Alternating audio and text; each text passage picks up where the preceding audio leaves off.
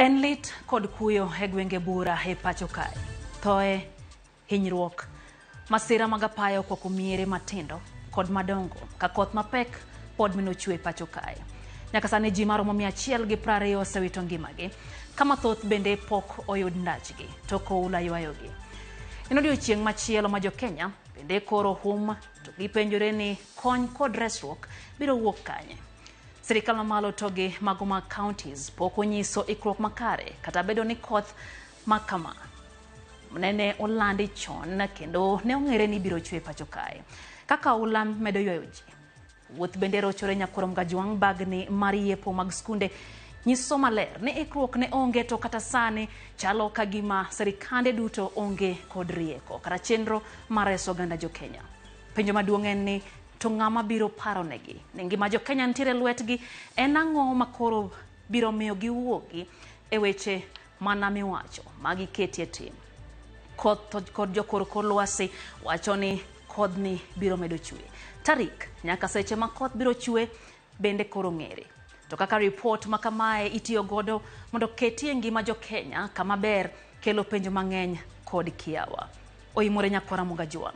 Odhiambo makoro kendo makawuono ma piny Kenya midhiero mako. Arwaki chenro mar ang'ich welo, chenro ni mar Oimore, nyinga en Lydia Okeyo. Nyakurom Gajwang' wanyisi chenro kako osebedo kotende kod midhiero mag oula mosebedo komako oganda jo Kenya. Thoe mag oula kwan ji ma otho kachop nyoro sani oganda jo Kenya oseto oganda maromo 93. Bende waseneno kantiere midhiero mamoko. Gwenge ma Mai Mahiu ji 71 osewito ngimagi. Gwenge ma Murang'a ji 6 osewito ngimagi. Tana River ji 3 osewito ngimagi. Nyahururu ng'at achiel owito ngimagi. Kasindo ng'at achiel owito ngimagi. Kwan ji duto makoro osetho Nyakurom Gajwang' gin 175 nyaka sechegi endi. Bende midhiero mag oula osebedo kokwako oganda ka familia masani onge gi kuonde mag dak gin 20,126. Counties ma oyudo midhiero ng'eni wane counties 47, i counties 47 go, counties 34 nitiere kod midhiero mikelo go oula makamae. Jamni ma oula oywayo gin jamni 5,774. Ohala ma okethore gin 484. Nderni kata peini ma okethore romo 41. Manyisi Nyakurom Gajwang' ne sirikal nitiere kod ting' mapek. Mana ni weche makamagi olosi kendo bro kawo omenda mondo milosgi. Samoro omenda moloyo mago motigodo mado tigodo keto ikruok makare. Koro chal ma kor lwasi kokalo kuom bad migawo ma koro chal ma lwasi mano Kenya Met tarik 30 dwe mar 4.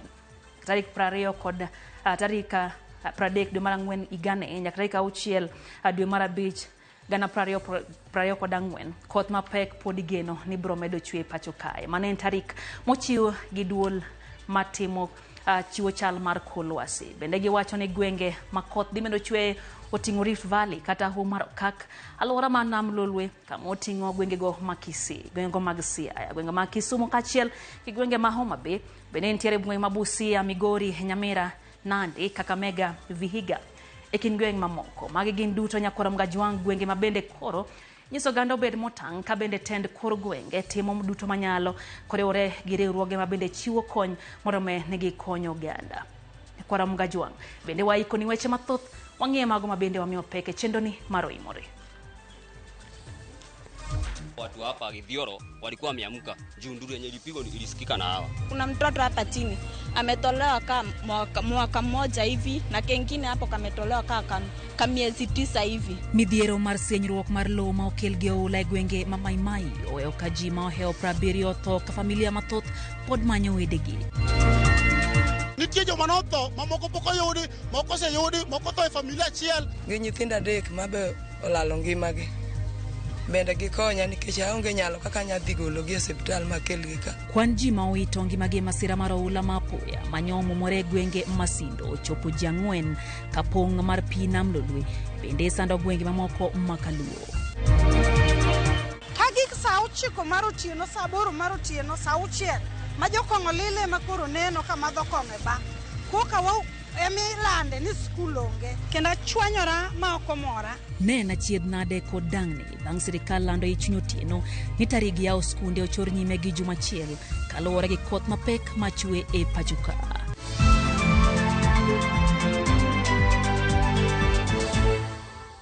Machiegni kendo nyakorom Gajwang' jaloko marwa en Belinda Adhiambo. Ji makwan gi oktin ne 46 osewito ngimagi e masira mar oula mokelo sienyruok mar lowo e gweng' mag Maimayu e kaunti ma Nakuru. Ma oyangi kod obila e gwengego mayango ni ji ma oktin ne 76 pod imanyo kendo pok oyudgi bang' masira makamano. Jafwambo mara Walter Nyambaga ntiere kod mathoth kendo ochakonwa chenro mar imore gi ripodno e yo machal kod mae. En lit momako jodak ma Mayu bang' oula mapek monjogi kar seche mag otieno mar saa 9 mana kaka oyangi kod jatend jotije kaunti ma Nakuru Joyce Nsese. Juada hiyo venye jua ilikuja ukatoka giza, ungeweza kusave mtu anapiga tu nduru but huwezi msave jua katikati, jua utakufa. Sababu mimi nakaa hapo karibu na Joyce ni penye tumetoa watu 6. So nikaamka saa 9 nikabeba watu tukachukua, nilikuwa kwa gari ya ya polisi. So nimeenda trip 5. Tukabeba watu, saizi trip ya mwisho tumebeba watoto 4, mama 2 na mzee 1. Na watu wenye so far yenye tu mimi nimeweka kwa gari na macho yangu bila kuambiwa na mtu, nimebeba watu 19.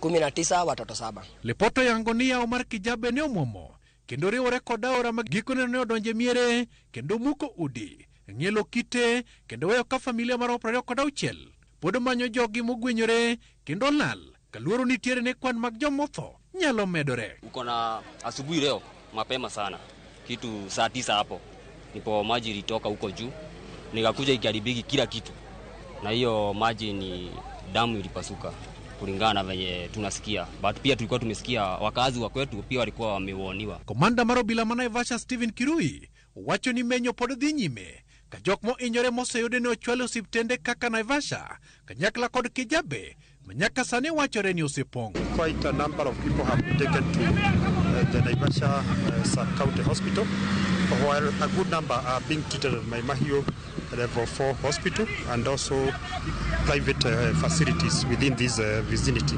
Nderni bura matudo jowuoth ne ochot kendo kata geche oulano ne oywero gino mokelo lal mathoth kabad migawo mar Kenha ne olora paya ma Mayu kochomo Narok bang' apaya go ne barore nekech koth. Hadi wa saa hii maiti inaendelea kutolewa, haijulikani idadi ni ngapi ya watu ambao wamekufa. Zaidi ya mili karibu 20 na tumepata mpaka ya watoto, lakini hatujui idadi ni ngapi sababu bado watu ni wengi sana ambao hawajapatikana. Jalup jatend piny Rigathi Gachagua ne ochopo kuyo kod familia moyudo masirago. Okone ji moyudo masirago mondo odhi odonje sekondar Mangea. Kwa hivyo tumekuja pia kuleta usaidizi kwa ile primary school. Watu wale wako katika area ambaye tunaona tunaweza kuwa na shida watasonga hapo. Naomba sana kila sehemu ambayo kuna maji mtusaidie kuhakikisha kwamba madereva na waendeshaji wa magari wa kila aina wahakikishe kwamba mmelinda maisha ya mwananchi wa kawaida. Masira machal kod ma enyalo paro ni ne osetimore kaunti ma Nakuru kama ne ji marom 48 ne owito ngimagi bang' aora Masolai ne muomo e higa mar 2018. Walter Nyambaga, Ramogi TV. Kwan ji ma owito ngimagi masira mar oula manomonjo gwenge bura e Lora Masindo ochopo 4 bang' ka noyud ringre nyathi moro ma ja higa 8 e gweng' ma Nyabomo okinyi ma kawuono. Kaka jafwambo marwa e kaunti ma Homa Bay Hali Abich leronwa, oula no bende noywero ute ma oingo 100 kendo kelo kethruok maduong' mag mwandu.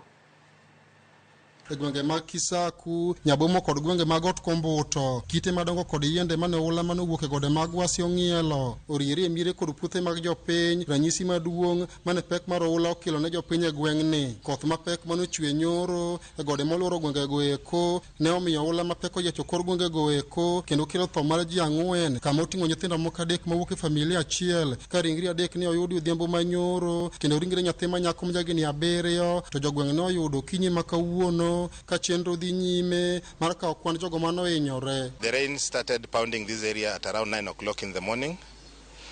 By noon we had started witnessing flood waters downstream. At around 1 o'clock part of this hill collapsed and washed down a number of households. So far we have 4 casualties. 3 bodies we managed to retrieve yesterday in the evening. 1 body we retrieved this morning. Benta Onyango ne oto nyithindo adek e masirano ka wuon pargi to ne otony kod hinyruok maricho kendo ode en achiel kuom ute mane oruombore piny bang' ka oula ne omwomore mowuok e godego eko. Gige gi olal te, kipande olal te, certificate gi olal te. Pesa mana kano nakawo gi skul bende olal. Onge. Nachako. Kora kwa sirikal ni nyithinda gi ging'iye kaka ginyalo dhi skul, nyaka uniforms gi olal. Kaka gidhi dok e skul pod tama. Gi nyithinda adek mabe olalo ngimagi. Bende gikonya nikech aonge nyalo kaka nyadhi gologi e osiptal makelgi ka. Familia ma kwan gi oingo gana achiel ne yudo midhiero mopogore masira mar oulano ka utegi mag dak ne pi oywero kendo puothe kod jambgi mapok kwandgi ong'ere bende ne pi odhigo. En gimotimore malit kendo wayudo malit kabisa nikech nyaka puothe te oywer. Mier ma pi odonjo ma jok nyal ninde odhuro chakre chaka mwalo kinyasaga ka nyidhi kochieng' sila gilaro 100 to manyo muki to gin mier madhi 50. Jayo tho cham bel nyapuro eka 2 odhi te, oduma eka 2 odhi te, njugu gi kitungu jodalawa wani ali marach dalana kata sani kama wantie kaka wuog kende onge. To e boma Masindo jopiny anyato mag modak machiegni kod daraja madei ne otony tho matin nono bang' ka oula mapek ne opogi kendo ywero ute moingo 100 ka mwandu mathoth mag udi kod mag ohala bende ne pi oywero te. Jopiny gi pimo kod lit kaka ne oula no opogi kaluwore ni koth ne ok ochwe gi kinde no e boma Masindo. NP mok mol ga pile ka pile to kawuono nyoro no bwogo ji ko bira poya no ma nyithindo mano yude wang' dei seche mano biro no moko no dwa tero ai seche gi nitie joma no tho mamoko pok oyudi moko se yudi moko tho e familia achiel koro wan gi tabu sani koth kor ka biro akwa sirikal mondo konywa kaka jo Super South. Wan gi lal maduong' nikech apikni wa nyobe mapata sani anating'o ki taonge apiko na nie nam makwayo sirikal mondo konywa kaka jo boda boda. Mar ariyo nderi manyo waringe ochoti te wakwayo sirikal mondo bugnwa ndara kaso drainage Masindo bendo losi wasebedo kwaywak kaka iga to gini medo mana nyang daraja mogernwa ni tino konyal ting'o aora ni kamol maber. Oula no weyo lal maduong' kendo jopiny pod penjore kit koth manochwe gode makono ma okelo lal machalo gi ma ka jod bura makono Carol Omondi okoni gi tiyo machiegni kod migepe mag sirikal mar konyo familia go. Nitie joma ohinyore mwalo Sindo town to gi e kore kaendi. Oula ni oketho yore kabisa.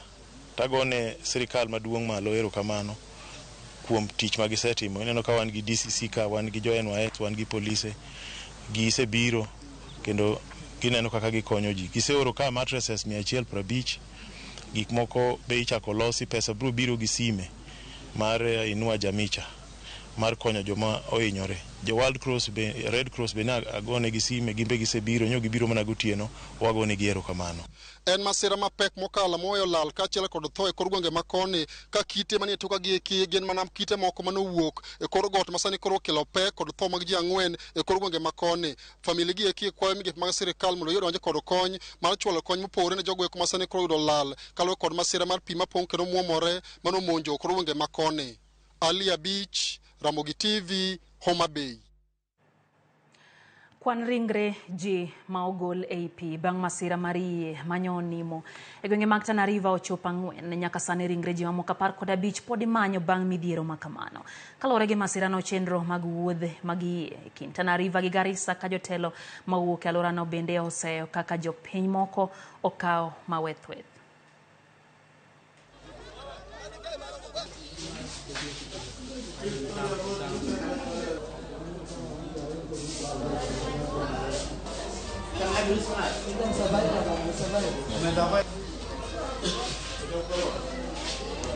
Tulikuwa kama watu wengi sana zaidi ya 40.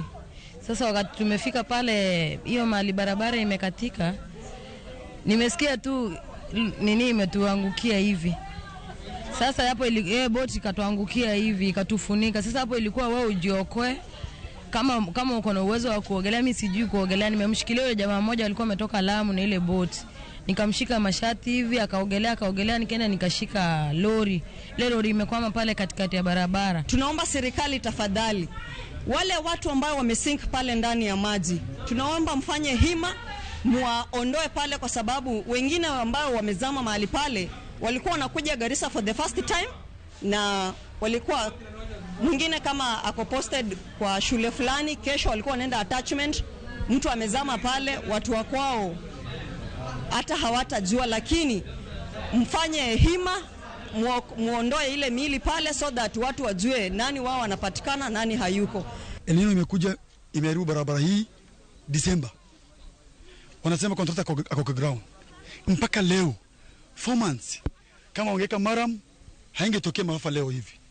Na ni mahali ambayo wangeweka maram na culvert na vijua culvert ya box culvert. Ni kitu ambayo inakaa miezi moja tu na inakuwa sawa. So serikali imezembea. Overloading ya hiyo boat ndio kitu ambayo imesababisha. Lakini nataka kusema kwamba kuanzia kesho tutajaribu kuwa na mpangilio mzuri, ili wale wenye biashara kama watatoa boti zao watoe boti zao, yetu ifanye kazi. Kama ni kulipisha pesa sababu ni ya biashara, idadi ya watu ambao watakaobebwa iwe ni kiasi ambayo haitaleta madhara zaidi tena. Chenro mag lupo kod ohendni mathoth osechore alwora ma Nam Nolwe, kaunti ma Migori, Kisumu, Homa Bay, Siaya kod mamoko kaluwore kod medruok mar pi e Nam Nolwe masani oweyo ka pi opong' alwora mar Nam Nolwe. Jojuma nigi ler mar wachno. Koth mapek machwe pacho kae sani koro kelo medruok mar pi e aoche matero pi e Nam Nolwe. Gino bende koro kelo medruok mar pi e Nam Nolwe. Medruok ni mar pi omiyo Nam Nolwe medo pong' ma oyienyo kendo kelo midhiero ne jolupo, jogo matimo ohala kod jogo modak e alwora mar Nam Nolwe e kaunti ma Migori, kaunti ma Homa Bay, kaunti ma Kisumu, kaunti ma Siaya kod kauntis mamoko moidore e alwora mar Nam Nolwe. Pi oseringo mokalo nyaka miere, kendo dho nam udinore ma kata kaka yiedhi go maber onge. Miyo kata mana sani kata chopewa ni pi nikech pi osekawogi magi sedong' e pi e nam. Number of beaches: Luanda Beach, Cow Beach, Kimamra Beach, which are floating beaches, and all other beaches along Lake Victoria, especially in Nyateke area. So the water level in Lake Victoria has risen and has moved towards homes and has affected structures and the population. E kaunti ma Migori medruok mar pi oseweyo kadho wedhe ma oting'o mano ma Luanda kaachiel kod Siginga, chenrogo mag lupo nyaka sani koro chore bang' pi pong'o banda mag jolupo. North Kadem Ward nigi beaches 4. Beaches 4 go te gin ei pi. Sana koro mae madong' ka negi land mo matin.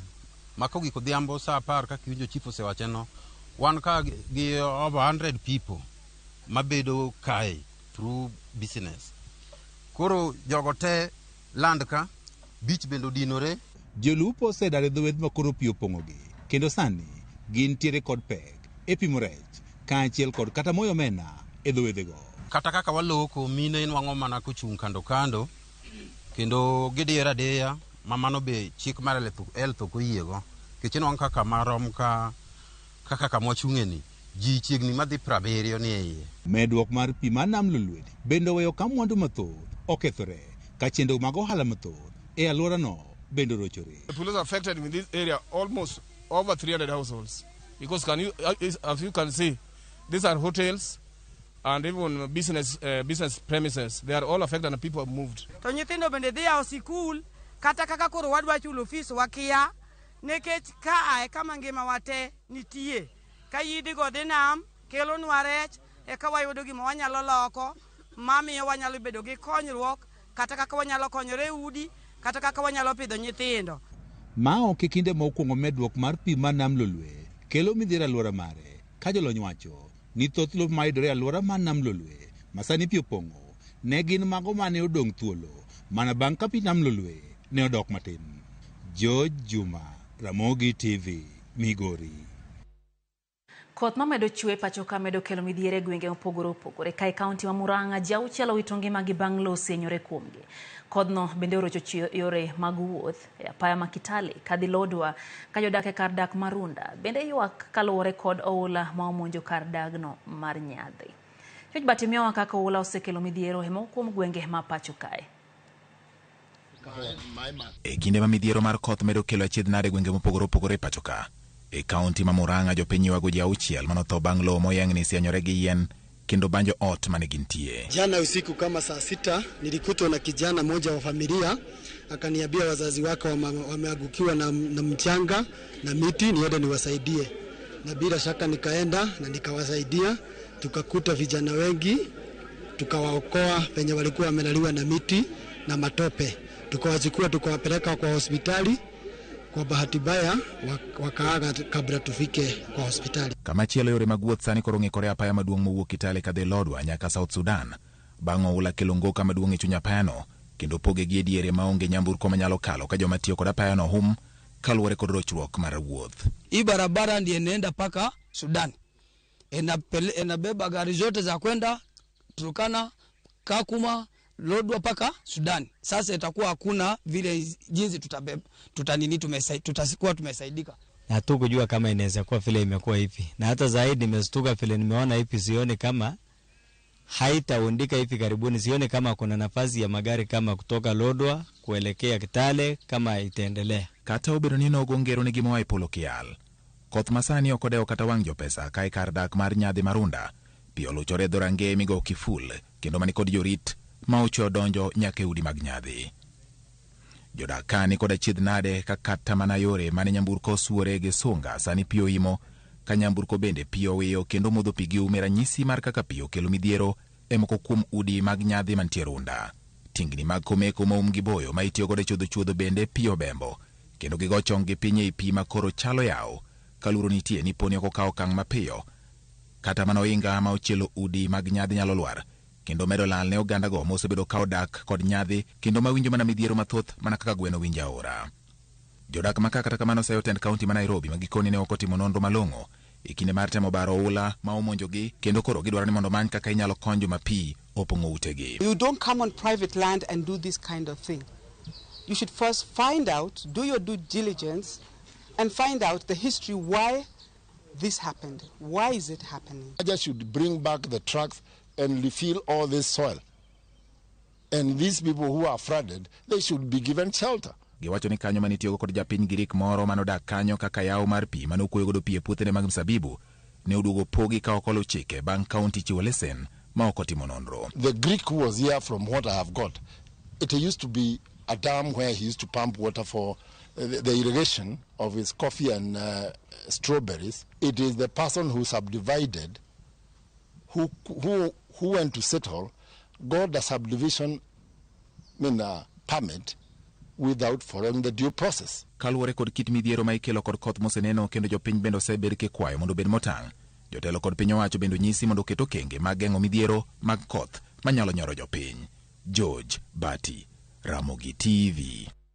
Rochruok no bede moko kuom skunde ma pacho ka kote sende mag nyamburko bang' jopuonjre manorem yudo ote mar migao mar somo machwalo yepo mar skunde nyaka bang' juma achiel kaluwore gi koth mapek ma osebedo ka chwe pacho kae. Moko kuom jonyuol mane nitiere kod ich wang' oseyo piny owacho kuom golo lendo ma kamano modeko e kinde moko kuom jopuonjre ne osechako wuodhe maggi ka gidok e skunde ka weg skunde moko bende ywago lal kotenre gi ikruok mane giseketo ne yepo mar skunde mathuka. En lendo manogolo tieno manyoro manaseche machuok to yawo skunde mapachoka. Kaluwore gi kalenda mar somo, lendo manokelo midhiero ne jopuonjre, jonyuol kod moko kuom skunde mapachoka mane ote okochopo negi e sama kare.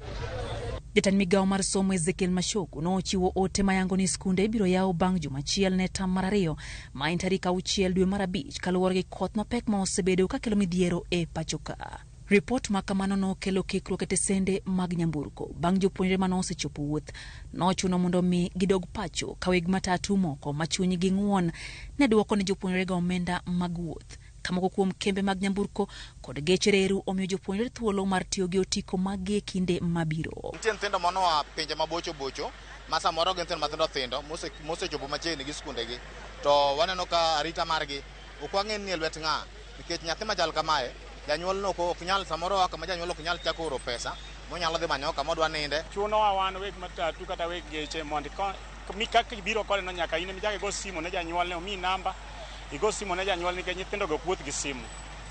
Mano jukumu ma sirkal omiyowa tich matek makoro watimo sani mondo nyithindo go tudre gi jonyuolgi mondo gidog kuma gintie. Jonyuol no bedo kod ich wang' kaseo piny owacho kuom chiwo ote makamano modeko gino mano kelo midhiero ne jopuonjre mano wuok e miechgi kata obedo ne koth mapek ne chwe thoth gwenge mathuruka.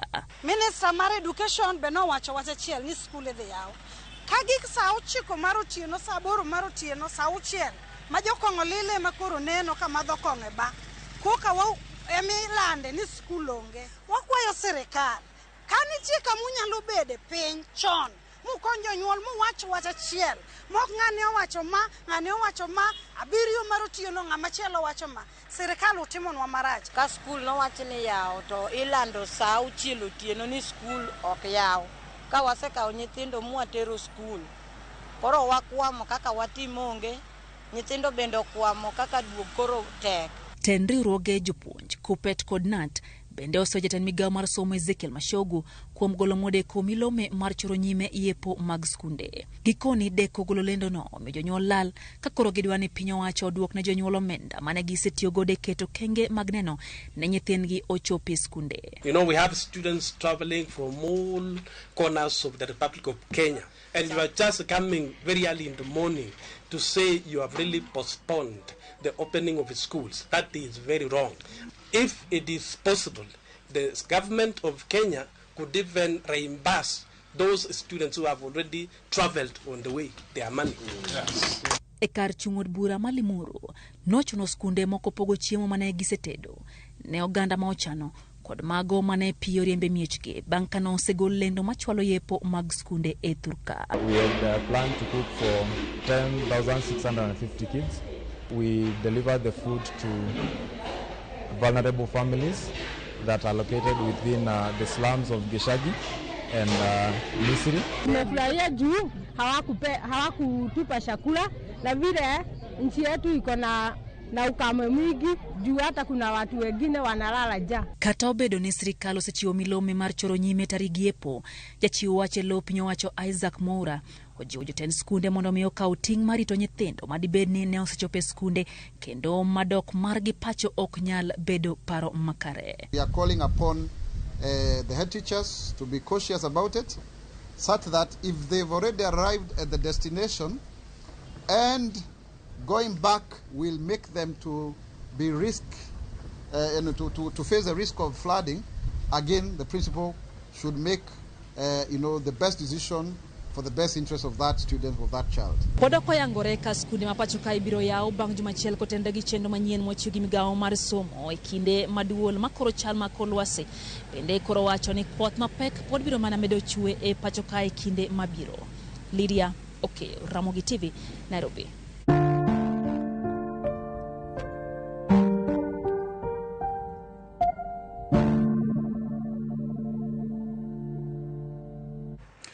Kora mukajwang' mane chal mar gwenge wa mapacho kae piny Kenya ni kama rach kotenre gi oula no mabende sani osekelo tho mar oganda, osekelo lal mar mwandu, osekelo ng'ikruok mar chenro mag wuodhe kaachiel kod chenro machalo chenro mag somo ka bende koro gima duong' sani nyakoro mukajwang' wacho ni ngima ema duong'. Tem duto minyalo mondo idong' kingima koponi nyaka ikal aora to nyalo bedo ka ok ikale rit pino kadhi monde ka ok ochuno nyaka ikale sano. Koro mukajwang' en dakika 29 saa en 3 mar otieno. Chenro eno imore neno ka ote ntiere kae kapok wakawo yweyowa mokwongo kaka pile hang' na kawo moko kuom ote. Okuna Samuel wacho ni Nyasaye okonyo oganda jo Kenya e kinde makoro koth mapek goyo thoth gwenge mapacho kae. Aneno mwalimu Jael gi mwalimu Bernard kantiere gwenge go ma Migori County gikwayo ocho makene jogo mabende koth osemayo joegi magihero joga bende oseyudo midhiero. Aneno bende ote kanyo mar jakom Gideon Midega nyakwar Dorka wuodo yo ma Ogango wacho no wuoro chandruok ma pi osekele piny Kenya gi kwayo serikal mondo mi owuogie ong'ie oganda jo Kenya. Buda Kayesu wacho ni gima chande en jatend somo mar no lendo chunyo tieno ni to en gadier marom nade ni kochopo wuok tich to bro yudo ka koth oserumo mondo nyithindo dogie skul. En wacho bende pod ok an go igeno kata poni koth ni bro chung kata kamano koro mar kolwasi yango ne nyaka tarika 6 kama koth no medo chwe pacho kae. Pastor Jumoruna ne kacha kancho Yugis wacho ni ingi kuyo maduong kende wacho ni Nyamero nindo mabei watio mosa henya seja bende koro midhiero makamage timore wakonya sai mondo mi omi uhocho makende. Jen Lucas kantiere Kanyada wacho kanyo ni entie Migori wacho ni weche gichopo ne eyo makare watio mos ne oganda duto mowito familia margi midhiero mar koth. Wacho ni walamuru Nyasaye nikech en kende masani nyalo reso piny Kenya midhiero ne mar koth masani okwako thoth gwenge mapacho kae. Pretty Steven wacho ni entiere kodwa e chenro wacho ni neno kantiere mon mowito nyithindgi kod chuo mowito nyithindgi masira makoch otio mos sana. Otis Tinga Oganya wacho ni en makare Rapugi Kanyamkago otio mos kuom jogo mowito ngimagi e pi mar oula wacho ni Nyasaye mondo mi okony piny Kenya. Beno ote mar Winfred Jangolo wacho ni entie Nyakach Koguta. Eunice Adhiambo kantiere kod wacho ni kantie ndani kama kawaida. Sheila Eminza Okoth ni kacha in bende wacho ni tio mos na jogo mowito anyondgi masira mar pi to kod jogo maula olalgo gi mwandugi. Wacho ni intiere Migori kata bayano ote mar Makosore Fredrick Ouma. Fredrick wacho ni nentiere wach mana jotelo otero e bunge kata od bura mondo me omed kwan mar jatend piny gi kwan mar jod bura ya PC. Wacho ni makore wach monjo ben jotelo ka okom kendo bedo go mose yod bura mondo me goye mbaka ewi kaka inyalo konyo oganda midhiero sani osaso kendo kaka inyal neni oganda oyudo resruok. Wacho ni sani ema koro ne ber ka bende jopiny pidhe yiende mondo me oduok speed mar pi piny. Wacho ni entie gi nyithindgi kamoting'o Lavin Austin kachiel gi nyikwa min gi kamoting'o Super gi Mario. Giduto giketo wang'i ramo gi TV wa yo matin ma eno imore kikidhi mabor nyakora mogajo.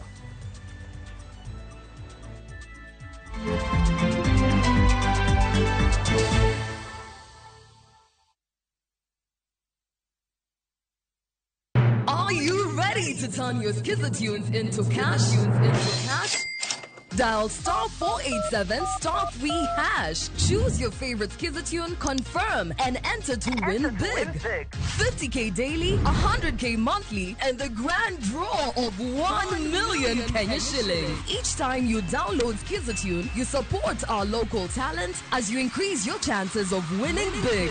All SMS alerts are from Skizzer Citizen, and lucky winners will be contacted from 0709 767 000. Skizzer-tune, Skiza Chapa. Terms and conditions apply. Sasa kwa tao moja tu unaweza pata third party cover for your private motor vehicle valid for 30 days. Say goodbye to expensive motor vehicle insurance. Pata bima kutoka Direct Line Assurance. Kujisajili bonyeza *487#. Weka namba plate ya gari yako, ID namba yako, email address yako na ulipe thao moja tu. And your digital cover will be sent to you instantly. Collect your sticker at your nearest Total service station. Dial *487# upate third party motor insurance valid for 30 days. Pap, ni thao tu.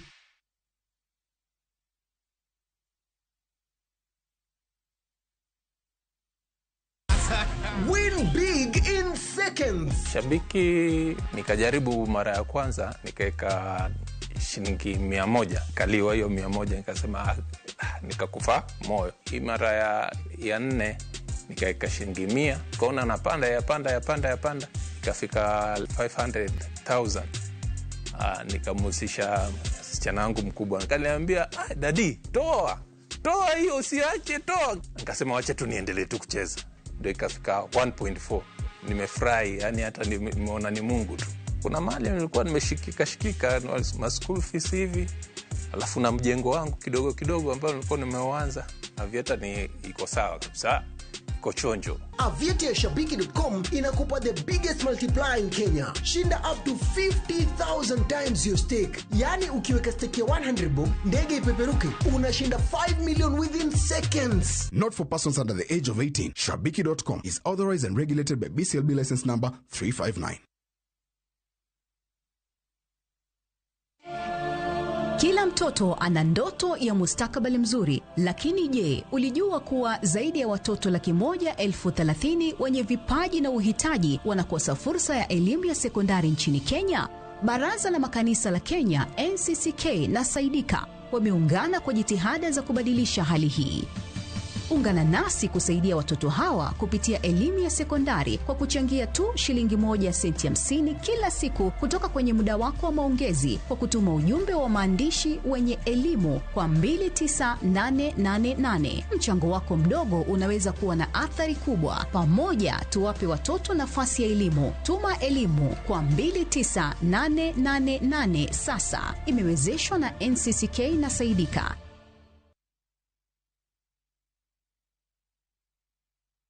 Hi there, I'm your new friend Panda from Paokwa. Come along for our adventure today as we take you through the Hummingbird Tales. Kim and I are going on a camping trip with our Scouts troop. But first, Tilly, AJ, Kim and Pendo will explore some inspiring African stories. we will learn together about Dr. Rachel Masake. Can I ask you what you are good at? Maybe you can draw or run the fastest in your class. The little ones of all ages will continue learning as they watch the best content on the go only on Viusasa. There is so much to explore.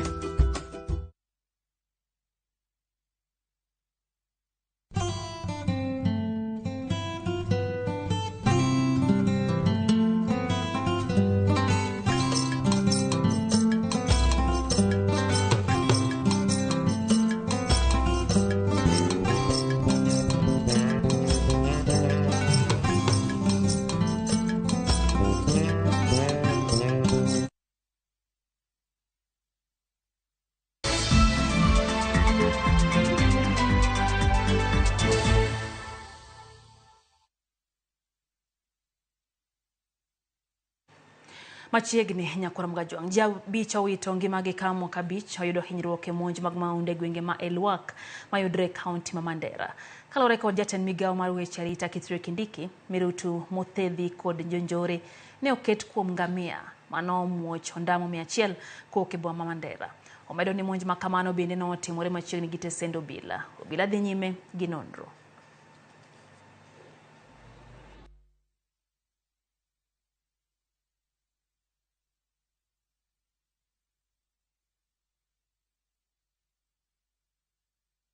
Na watu wanakuja kusanyika kuangalia kazi, kungoja kazi.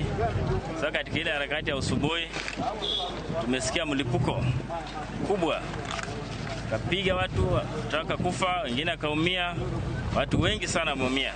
We need to be more vigilant, especially when it is raining like it is raining now and there is a lot of bush cover, there is a lot of water. It is usually a time when violent extremist groups are mobile. It's a time when they use opportunities like this to take cover and cause havoc in our areas. Jopuonj mag skunde sekondar Madundo kata JSS County Mabungoma, Nyamira, Vihiga kod Taveta no bago ng'anyo mar kwedo duol mochung' ne ndiko jopuonj TSC kuom rem chopo chik mar doho e windikogi e yo mongirore.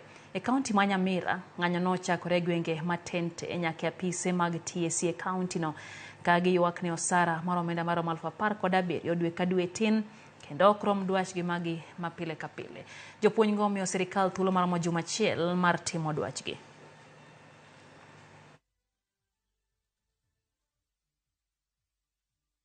Na siku ya leo tumekuja hapa kwa ajili ya mgomo. Yes. Mgomo ambao mmesikia unataka kufanyika, ukafanya serikali ikasema mafuriko iko kila mahali. Yes. Wameogopa mgomo wa JSS. Yes. Ningependa kumwambia rais wetu na Teacher Service Commission, respect court orders. Respect court orders. Mambo ni mangapi? Jambo la kwamba ni compensate. Jambo la pili ni confirm. Jambo la tatu ni respect court orders. Teachers who are trained, qualified for 4 years, they were in college learning every day, and they gave them a certificate to show that they are qualified and they are worth to be teachers. At the moment, the government was issuing letters behind the back through politicians to employ teachers on permanent and pensionable terms, while people who qualified ahead of them are thereby paid peanuts as interns, which the court declared as illegal. So we are here today to remind TSC and the government of Kenya that these teachers have renewed their contracts because the court said so. And so today the court has said internship is illegal.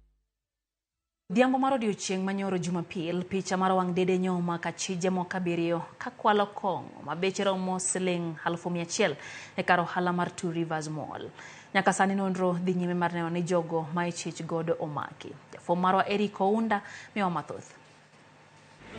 Ja ohala moro ma osebedo katimo ohande e od ohala maduong' ma Two Rivers Mall mantie e kaunti ma Kiambu okwayo mondo obila mag okwach kich otim nonro kendo omak achije moko maromo 7 ma picha mar wang' dede kata CCTV nyocha omako kakwalo kong'o mabeche romo siling 100,000 chieng' Jumapil. Wachore ni jogo gin moko kuom grube mag njore ma osebedo kakwalo mwandu ji e kar dak ma Two Rivers. There were 4 men and 3 ladies, but they were here to steal. So when they were going around, we had 2 staff working, one at the cashier and there was a lady at the floor. Negi kore mar neno ni chenro margi mar kwalo mwandu e dukani odhi kare. Ka ing'iyo maler to jago ni kao kong'o kowuok e rak. Bang'e to omiyo miyo moro maluto chupani e rinda mare. Bang'e to owuok ma ok ong'ere ni oting'o gimoro. Penjo maduong', to bende en gi bag moro e rinda koso? Nyalo bedo akachukua moja which is 44,001 wakati ameshildiwa na huyu mwingine wenye wanaongeleshana, then akaficha nguo. Huyo akawoka katoka. The others are still in the shop. Huyu mwingine anazunguka akiuliza anaweza pata Robertson, anaweza pata nini, and then huyo akitoka akaona bado the cashier haja notice. Jagoni maneno reka gima oting'o mkebe mar kong'o e lwete chocho pach jauso kendo ong'eng'e mondo gidhi nyime gi kuo margi e safar mar ariyo, kuo mane otimore e yo makare kaka ne gichano. Akakuja akachukua hii ingine akapatia the second lady. That's when the second lady na yeye akatoka. By the time they raised to the security at the control rooms at Two Rivers Mall, walikuwa wamepitia ile njia ya waterfront, wametoka through the northern bypass. Si kujifunza, au ni watu wamekuwa hiyo do profession yao ya wizi. Gimane ok gifwenyo ni picha gine wang' dede mako e seche gote, kendo koro sani obila tiyo godo e yor timo nonro tok ka report ne ogol e tesend obila Marunda. Most of them can be seen by the camera, their faces.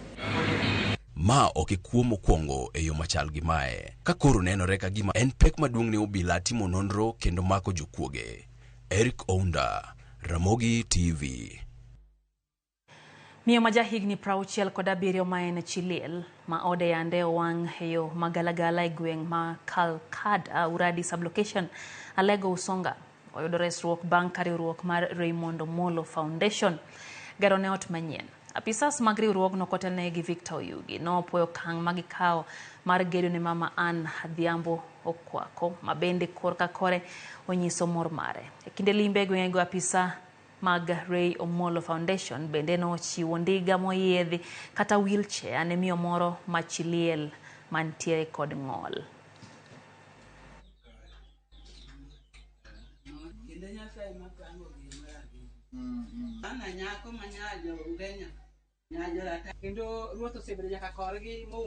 Numaro okawuoth okanyal to Yesu kara nena Yesu wadu bikra Maria ng'ama ber singo wadu Mary akonya Kayuda manokonyo dhako machandre maparo Chiliel ma nyithindo otho bodong' adong'a nodong'. Adwoko nero kamano. Kora sebedo kod moro kendo Nyasaye ogwedha mang'eny. Nyasaye ogwedho mang'eny nyithinda. Gimutumo gima jaber. Makata Calcada bende biro yien kara mondo liete gi kara nigi jogi makonyo gi. Group marwa en Calcada Widows moyie mose register kendo wago erokamano kuom pesa mane omiyo wan wanyiewo go tent kendo kawuono kelonwa wheelchair gi zawadi bende kelon minego ot bende ogeronwa.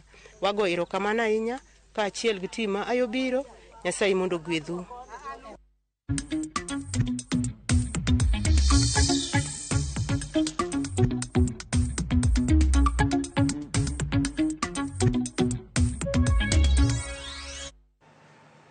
Jopur 10,000 e kaunti ma Siaya ochan miyo kodhi mag maua mar sunflower ma iloso godo mo kod mwandu mamoko. Jatend migawo mar pur e kaunti ma Siaya Sylvester Kokoth olero ni winjruok gi jopur osekonyo sirikal e golo tan 16 mag koth sunflower ne jopur mantiere sub kaunti 6 duto ma Siaya. Kokoth loso e apise board mar NCPB e boma ma Bondo bang' yawo ayanga chenro mar keyo kodhi mag mauno ne jopur.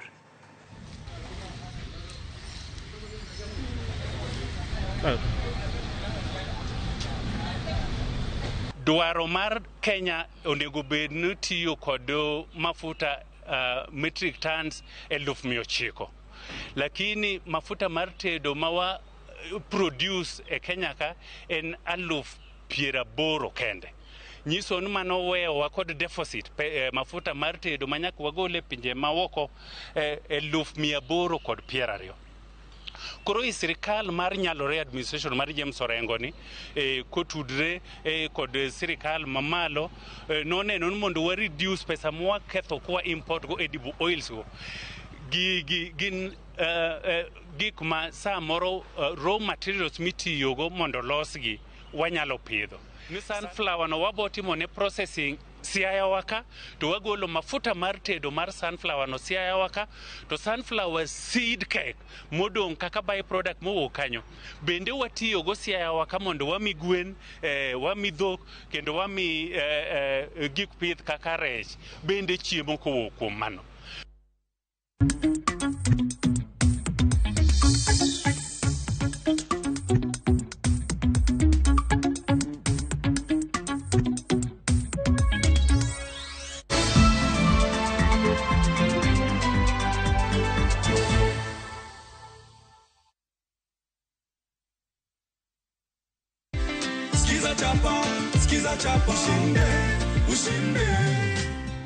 Ndugu yetu anapata shilingi zake 50,000. Musa Jakadala tukimpa tu. Si unaona? Hizi zote ni zako. Unasikiaje? Furaha mingi sana. Si ndio? Hebu wajuze kwa kamera tu ile pale. Ulifanyaje kupata 50,000 leo hii? Nilifanya ku dial star 487 star 3 hash. Ukachagua. Nikachagua nikashinda. Ukachagua sikiza tu moja na ukashinda. Nikashinda. Imekupa 50,000. 50,000. Asante sana. Ongezea mama stock sasa. Si ndio? Lazima. Hivi enda na cheki yako hatusalii nayo. Sikiza chapa. Ushinde.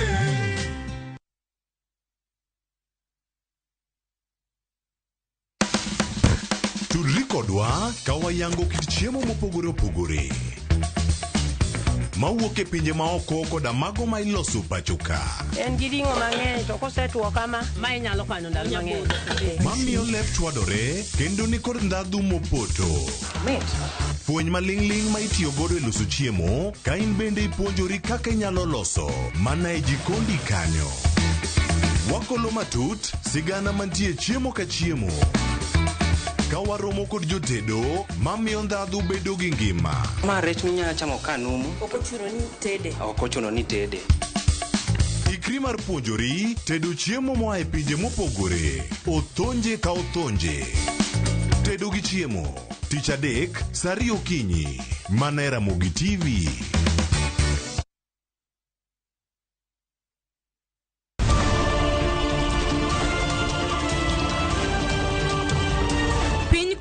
To rugi mage.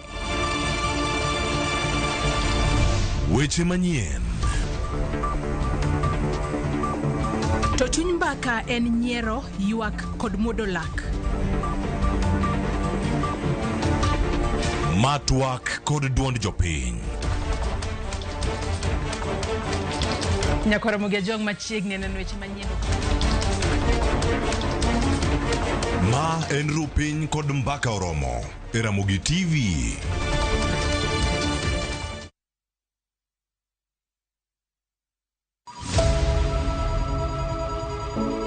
Wuoth mar manyo chang. Wawuoth e piny mar thieth kokalo e wang' jogo mosedake. Thieth sani nitie Kenya ka, dakteche nitie, masinde nigo mwanyalo thiedhi michangi. Kata ibed jachiw thieth, kata mana jalno madwa ng'eyo gik matimore e sekta mar thieth.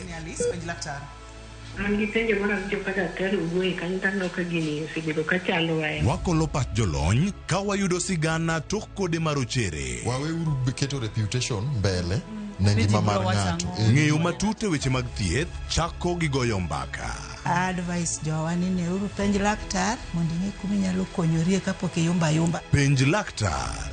Wuok tich nyaka tich abich, saa 12 odhiambo. Mana e Ramogi TV.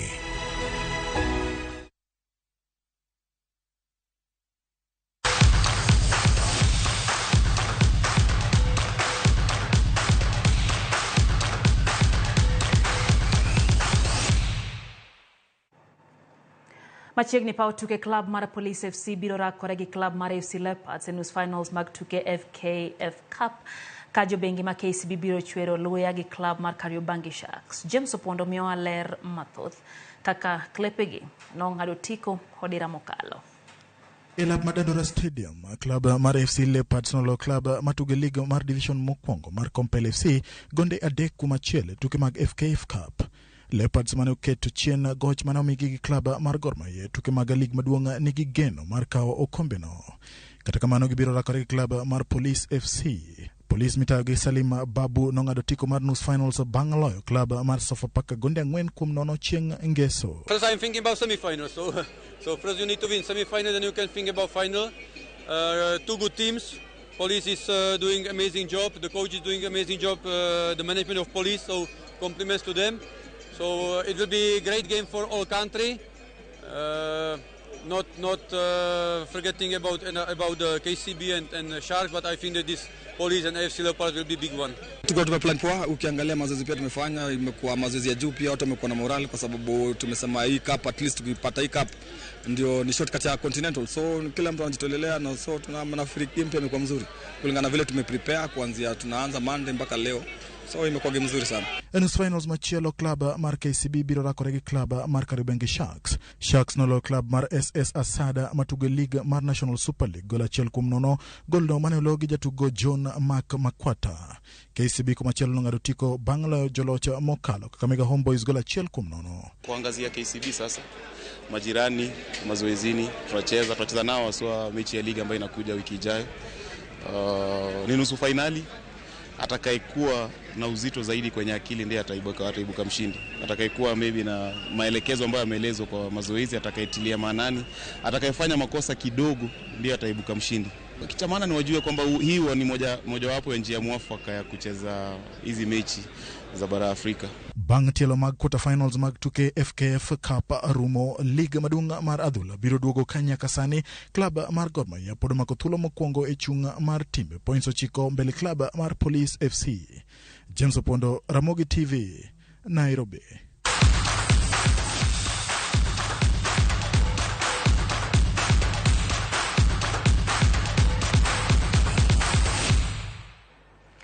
Kikanyo mwatieke chenro maro imore nyakora mngajwang Reverend Elisha Odere rokamano kuom keto Ramogi TV na wach mar weche ma kuongi kongo makodhogi kaka jadula paro ne olamo ne piny. Seche bende koro koth medo chwe Kenya dwaro lamo mathoth. Faith Mzomo wacho ni owuoro sirikal malendo e wi nindo. Ka ji nindo to ka sirikal odich chiwo milome mar nyithindo mondo kik dog e skul. Wacho ni koth nochako chwe, kwani koth nochako chwe nyore ka sirikal bukra ni lando wach skul ka ji ne nindo. Wacho ni be ging'eyo ni nitiere nyithindo moko mane ni e boarding kendo ne giseyawo skul chon.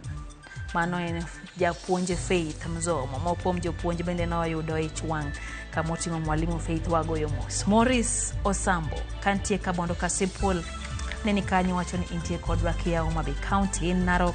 Hung'ang'o Junior kantie Narok wacho nogoyo mos ne kanisa mar Ongoche manyoro nogore piny kendo nengo ng'at achiel gweng'e ma Migori. Perez Oke wacho ni gin gi min gi nyar wagu gi nyamin gi Asenath gi brother Junior giduto gintiere kodwa e chenro ni.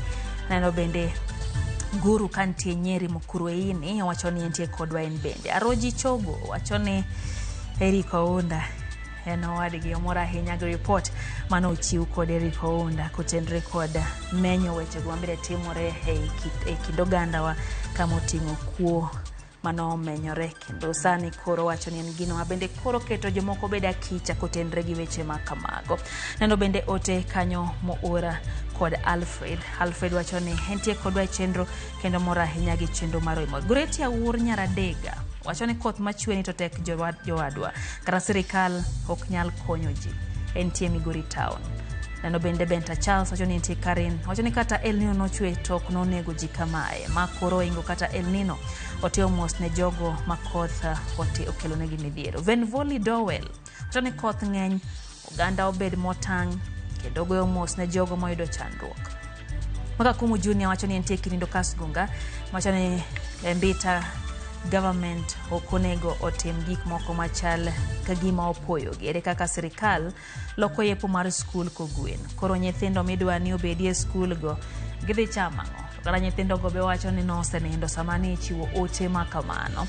Collins Otieno wacho ni entie Nyamonye Karimo wacho ni oula emalit kodgi gen kanyo ng'ama Mary Ogembo gi Abidha village. Beno ote kanyo mar Mohadhi Master wacho ni jo taxi tema Migori okaw mos mare kato chieng' wuoda hero wacho ni wadoguru e chongwa mondo mi Nyasaye obedie jakorwa e masini masiko timore pile ka pile. Mary Ann wacho ni entie Mohuru Beyo go mos ne familia molalo ngimagi. Eno bende ote mar Flosianet Masia ya wacho ni weche owulago lita hinya Nyasaye obed jakorwa. Oginga Francis Jamarindi Kanyadani kacha kachiel gi rafiki Wodigala Kabiero kola mga juang ote gi odhuro tayiera kodgi ni Nyasaye manyalo konyo oganda jo Kenya. Neno kathoth oganda kwa mondo jodonge wichongi jolam nikech ma koro tamo kata wang jo science kabende pod jioko ng'eyo kit koth mapod dhiri mene ochwe nyakora mga juang kabende jogo makoro chal makolwasi osingo ni koth makama pod biro mana medore e pacho kae nyiso ni koro oganda tem duto manyalo mondo mi obeda kicha kaka wacho pile tem idong kingima ka okochore nyaki dhi toke kidhi ka okochore nyaki ng'ado lalo toke ng'ade maino imore loti mokonyo wakelo ni weche gi nyakoro mga juang ji reporters magwa duto mowuothe counties kado bone koth ne chwe to gineno ni nyaka gikelni kaka weche gi obedo wagoni ero kamano in bende nikete mana kae loti maduong' no motene kanyo gi Jay Bonyo kachele ken munga wagoni ero kamano sito ka wasebedo kanyo gi Lizzy Simane gi team mare kama oting'o wuoda na mchumbi Ernesto Gilangi jaloko marwa Belinda Diambo bende wacho ni obedi gotieno makare nyinga Lydia okay wari tumasani